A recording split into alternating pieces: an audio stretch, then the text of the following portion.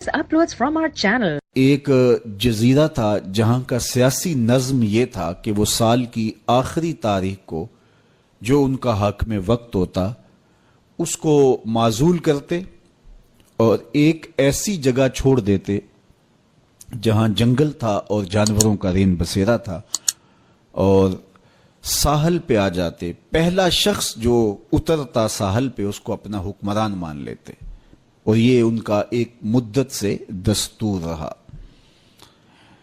جو بھی تخت نشین ہوتا وہ بھول جاتا کہ سال کے بعد میرے ساتھ یہ کیا کریں گے اور بلا تعمل وہ اعزاز و تکریم اور وقار کے ساتھ مسند نشین ہو جاتا اور عیش و عشرت کرتا. ایک دفعہ وہ اپنا حکمران جنگل کے سپرد کرنے کے بعد ساحل پہ آئے تو جو سب سے پہلا شخص ان کی دھرتی پر ان کے جزیرے پہ اترا وہ بڑا دانا بینا شخص تھا اور پیشے کے اعتبار سے تاجر تھا. تو انہوں نے اسے کہا کہ تم آج کے بعد ہمارے حکمران ہو. اس نے کہا میں تو تاجرانہ غرض سے آیا ہوں, میں تو اصول سلطنت کو امور حکومت کو جانتا ہی نہیں ہوں. انہوں نے کہا یہ ہمارا دستور ہے اور ساری کہانی سنائی کہ ہم سال بھر تخت پہ بٹھائے رکھتے ہیں, سال کی آخری تاریخ کو وہاں سے اٹھاتے ہیں اور دوسری جانب ایک جنگل ہے جہاں ہم اس کو پھینک آتے ہیں.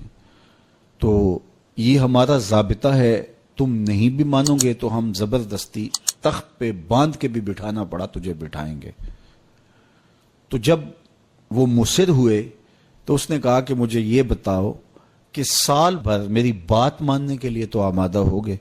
انہوں نے کہا کیوں نہیں, ہم سال بھر آپ کی بات ماننے کے لیے آمادہ ہوں گے. اس نے کہا ٹھیک ہے, میں تمہارا حکمران بننے کے لیے تیار ہوں. ہوتا یہ تھا جو تخت نشین ہوتا وہ بھول جاتا کہ سال کی آخری تاریخ کو میرے ساتھ کیا ہونے والا ہے. یہ پہلا شخص تھا. تخت نشین ہوتے ہی اس نے کہا کہ بلدیہ کے ملازمین بلائے جائیں. بلائے گئے. کہا فوج کے کمانڈوز بھی بلائے جائیں. وہ بھی بلائے گئے. اس نے ان کو کہا کہ تم جاؤ جنگل میں جہاں بادشاہوں کو پھینک کے آتے ہو اور وہاں کے موذی جانوروں کو کاٹ دو. بلدیہ کے ملازمین کو کہا کہ تم ان کے پیچھے جاؤ اور کانٹے دار جھاڑیاں کاٹو. وہاں معماروں کا ایک گروہ بھیجا کہ وہاں جا خوبصورت محل تعمیر کرو.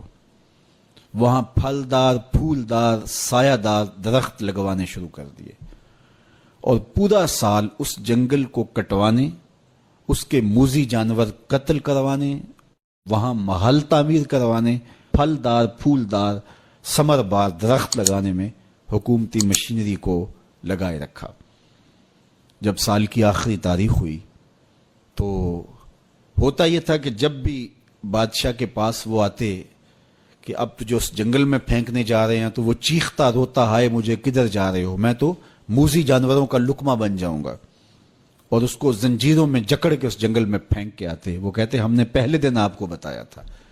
رومی علیہ رحمہ فرماتے جب وہ زنجیریں لے کر آئے تو اس کو کہا کہ ہم تمہیں وہاں پھینکنے جائیں گے. تو اس نے کہا کہ زنجیروں کی کیا ضرورت ہے, میں خود چل کے جانے کے لیے تیار ہوں.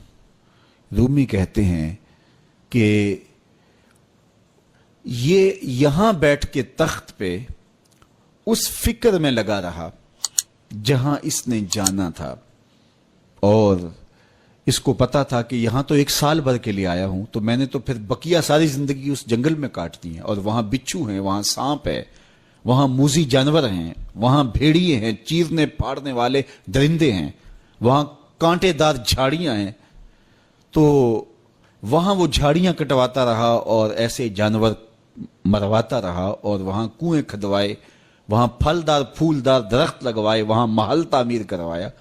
تو اس نے خوشی سے کہا مجھے کیوں جکڑتے ہو, میں تو چل کے اس جگہ پہ جانے کے لیے تیار ہوں, اس لیے کہ اب وہ جنگل اور خوفناک جھاڑیاں نہیں رہیں بلکہ وہ ایک خوبصورت باغ بن چکا ہے, اور وہاں موذی جانور نہیں رہے, وہاں پرندے چہچہا رہے ہیں, کوئلوں کی دل آویز صدائیں ہیں, وہاں بلبلوں کے چہچہے ہیں, تو میں تو وہاں جانے کے لیے تیار ہیں.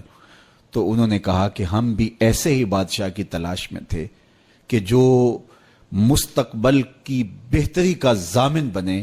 تو کہا کہ جناب آج سے ہم اپنا قانون بدلتے ہیں, آپ تخت پہ ہی رہیے, جس طرح جہاں جانا تھا وہاں کے لیے آپ نے پورا سال محنت کی اور اس کو گلزار بنا دیا، تو آپ تخت پہ بیٹھیے اور آج کے بعد آپ ہمارے مستقل حکمران ہیں اور اس ملک کو گلزار بنا دیجئے۔